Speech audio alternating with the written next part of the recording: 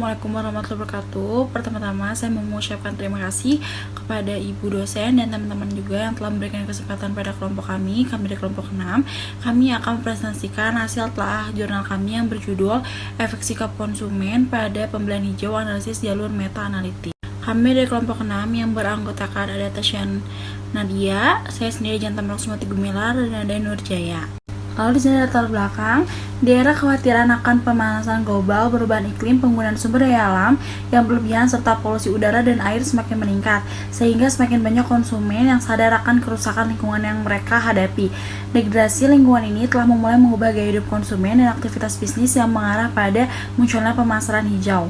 Pemasaran hijau dalam praktik bisnis melibatkan mempromosikan pembangunan berkelanjutan. Ini mencakup pemasaran barang dan jasa yang dianggap ramah lingkungan dan memelihara serta merangsang pelaku dan sikap konsumen yang pro lingkungan. Lalu di sini ada identifikasi masalah. Yang pertama, 1. A. Apakah ada hubungan antara sikap konsumen terhadap produk hijau dan GPI? B. Apakah ada hubungan antara norma subjektif dan GPI? C. Apakah ada hubungan antara kontrol perilaku yang dirasakan dari GPL? D. Apakah ada hubungan antara norma subjektif dan sikap konsumen terhadap produk hijau? E. Apakah ada hubungan antara kontrol perilaku yang dirasakan dan sikap konsumen terhadap produk hijau? Lalu selanjutnya ada yang kedua, yang A. Apakah ada hubungan antara keyakinan, lingkungan, dan sikap konsumen terhadap produk hijau? B. Apakah ada hubungan antara lingkungan, pengetahuan, dan sikap konsumen terhadap produk hijau? C. Apakah ada hubungan antara lingkungan, kesadaran, dan sikap konsumen terhadap produk hijau? D. Apakah ada hubungan antara kesadaran lingkungan dan sikap konsumen terhadap produk hijau? E. Apakah ada hubungan antara kepedulian lingkungan dan sikap konsumen terhadap produk hijau? Lalu selanjutnya ada identifikasi masalah yang ketiga. A. Apakah sikap konsumen memediasi hubungan antara keyakinan lingkungan dan GPI? B. Apakah sikap konsumen terhadap produk hijau memediasi hubungan antara kesadaran lingkungan dan GPI? C. Apakah sikap konsumen terhadap produk hijau memediasi hubungan antara pengetahuan lingkungan dan GPI? D. Apakah sikap konsumen terhadap produk hijau memediasi hubungan antara kesadaran lingkungan dan GPI? E. Apakah sikap konsumen terhadap produk hijau memediasi hubungan antara kepedulian lingkungan dan GPI? Ini ada tujuan penelitian. Yang pertama, A. Untuk mengetahui ada hubungan antara sikap konsumen terhadap produk hijau dan GPI. Yang B. Untuk mengetahui ada hubungan antara norma subjektif dan GPI. Yang C. Untuk mengetahui adanya hubungan antara kontrol pelaku yang dirasakan dan GPI. Yang D. Untuk mengetahui ada hubungan antara kontrol pelaku yang dirasakan dan GPI. Yang E. Untuk mengetahui adanya hubungan antara kontrol pelaku yang dirasakan dan sikap konsumen terhadap produk hijau. Lalu di sini ada tujuan penelitian yang kedua, yang A. Untuk mengetahui adanya hubungan antara keyakinan lingkungan dan sikap konsumen terhadap produk hijau. Yang B. Untuk mengetahui adanya hubungan antara lingkungan, pengetahuan, dan sikap konsumen terhadap produk hijau. Yang C. Untuk mengetahui adanya hubungan antara lingkungan, kesadaran, dan sikap konsumen terhadap produk hijau. Yang E. Untuk mengetahui adanya hubungan antara kesadaran lingkungan dan sikap konsumen terhadap produk hijau. Yang E. Untuk mengetahui adanya hubungan antara kepedulian lingkungan dan sikap konsumen terhadap produk hijau. Assalamualaikum warahmatullahi wabarakatuh. Izin memperkenalkan diri, nama saya Nurjaya dengan NIM akhir 079.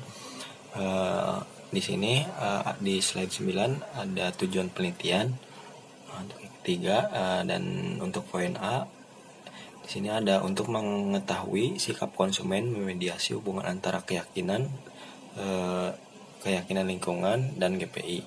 Untuk B, untuk mengetahui sikap konsumen terhadap produk hijau memediasi hubungan antara kesadaran lingkungan dan GPI. Dan C, untuk mengetahui konsumen terhadap produk hijau memediasi hubungan antara pengetahuan lingkungan dan GPI. Dan D, untuk mengetahui sikap konsumen terhadap produk hijau memediasi hubungan antara kesadaran lingkungan dan GPI. Dan E, untuk mengetahui sikap konsumen terhadap produk hijau memediasi hubungan antara kepedulian lingkungan dan GPI. Dan di slide 10 di sini ada kajian teori di mana ada 7 poin. Yang pertama ada norma subjektif, yang kedua kepercayaan lingkungan, yang ketiga kepengetahuan lingkungan, yang keempat kepedulian lingkungan, kelima kesadaran lingkungan, keenam kekhawatiran lingkungan, yang terakhir kontrol perilaku yang dirasakan. Di sini ada paradigma penelitian yang berupa gambar yang bisa dilihat. Selanjutnya di sini ada hipotesis penelitian yang di mana ada A1, ada hubungan antara sikap konsumen terhadap produk hijau dan GPI, dan B, ada hubungan antara norma subjektif dan GPI, ya. Dan C, ada hubungan antara kontrol perilaku yang dirasakan dan GPI, dan D, ada hubungan antara norma subjektif dan sikap konsumen terhadap produk hijau. Yang terakhir terakhir ada hubungan antara kontrol perilaku yang dirasakan dan konsumen terhadap produk hijau. Dan untuk hipotesis yang kedua, di sini ada yang A, ada hubungan antara keyakinan lingkungan dan sikap konsumen terhadap produk hijau. Dan B, ada hubungan antara lingkungan, pengetahuan, dan sikap konsumen terhadap produk hijau. Dan C, ada hubungan antara lingkungan, kesadaran, dan sikap konsumen terhadap produk hijau. Dan D, ada hubungan antara kesadaran, lingkungan, dan sikap konsumen terhadap produk hijau.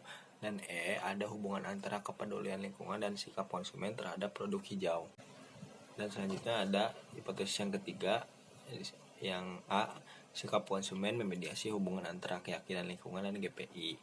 Dan B, sikap konsumen terhadap produk hijau memediasi hubungan antara kesadaran lingkungan dan GPI. Dan C, sikap konsumen terhadap produk hijau memediasi hubungan antara pengetahuan lingkungan dan GPI. Dan D, sikap konsumen terhadap produk hijau memediasi hubungan antara kesadaran lingkungan dan GPI.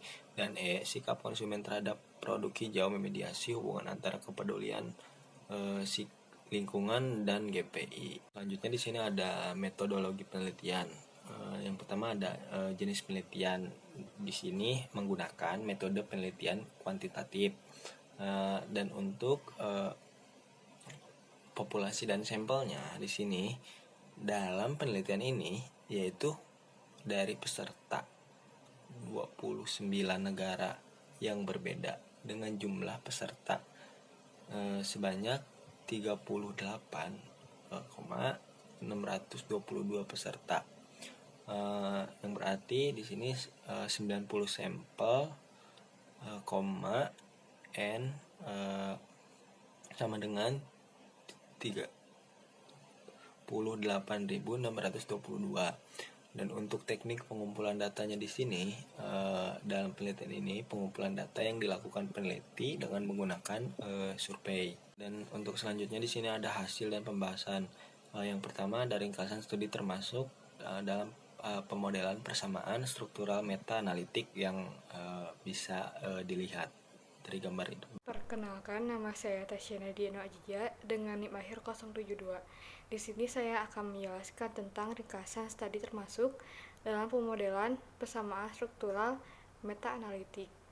Artikel paling bawah yang disertakan diterbitkan pada tahun 1992, sedangkan artikel terbaru yang diidentifikasi diterbitkan pada Februari tahun 2019.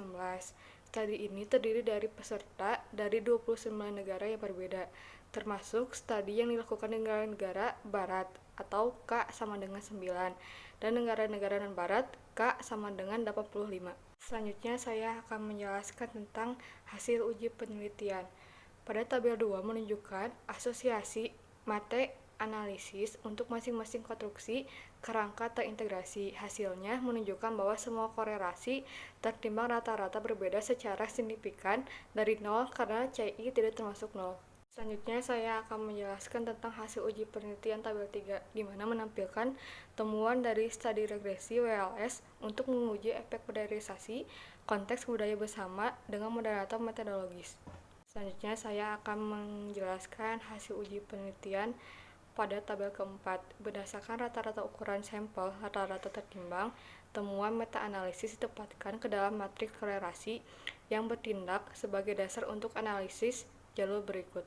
Selanjutnya saya akan menjelaskan dari hasil uji penelitian tabel 5, di mana hasil menunjukkan bahwa jalur langsung dari GVI ke keyakinan lingkungan, pengetahuan, kesadaran, perhatian, dan kesadaran sebagian besar semuanya kecil. Selanjutnya saya akan menjelaskan tentang kesimpulan. Kerangka kerja terintegrasi kami adalah kerangka kerja yang efektif yang dapat digunakan untuk mempelajari sikap konsumen dan niat beli terhadap produk ramah lingkungan. Hasilnya menunjukkan bahwa konstruksi model GPB dapat mewujudkan validitas prediktif kerangka TPB dalam domain pemasaran hijau. Hasil dari ukuran efek dan analisis jalur meta-analitik menunjukkan keempat masukan. Selanjutnya, saya akan menjelaskan tentang saran. Penelitian selanjutnya harus melakukan penelitian tambahan untuk mempertimbangkan modelator tertentu. Akhirnya, kerangka terintegrasi tampaknya meningkatkan dukungan empiris untuk membuat konstruksi model TPB dan GVB dan menerima cara konstruksi ini dapat dikaitkan dengan sikap konsumen dan GVI. Bidang utama lain untuk penelitian massal lebih lanjut adalah menguji dan membandingkan kekuatan kedua model dalam konteks ini. Sekian presentasi dari kelompok 6. Maaf jika ada beberapa kekurangan. Assalamualaikum warahmatullahi wabarakatuh.